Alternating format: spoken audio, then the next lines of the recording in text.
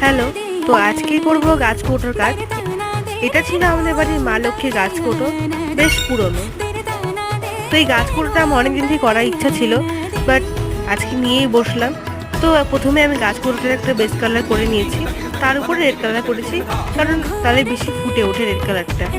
আর এটা যেহেতু মা লক্ষ্মীর গাছ কৌটো ছিল, সেই কারণে পুরো গাছ কৌটোটাতে আমি পদ্ম ফুল, মা লক্ষ্মীর পায়ের ছাপ, ধানের ছড়া এইসব দিয়ে পুরো কাজটা করার চেষ্টা করেছি। তোমরা জানিও যে পুরো কাজটা কেমন হয়েছে। তো তারপর পুরো কাজটা শেষের পর আমি বৃহস্পতিবার দিন, যেহেতু মা লক্ষ্মীরই দিন, সেই কারণেই আমি বৃহস্পতিবার দিন মার হাতে তুলে দিলাম এবং মা সেই গাছকৌটোটাকে জল শুদ্ধি করে মা লক্ষ্মীকে দিয়ে দিল। পুরো গাছকৌটোটা আমি কীভাবে বানালাম সেটা আমার ইউটিউব চ্যানেলের লং ভিডিওতে পোস্ট করা আছে, আমি ডেসক্রিপশনের লিঙ্কে দিয়ে দেবো, তোমরা গিয়ে দেখে নিতে পারো। এবং ভিডিওটি যদি ভালো লেগে থাকে তাহলে আমার চ্যানেলকে সাবস্ক্রাইব করতে পারো।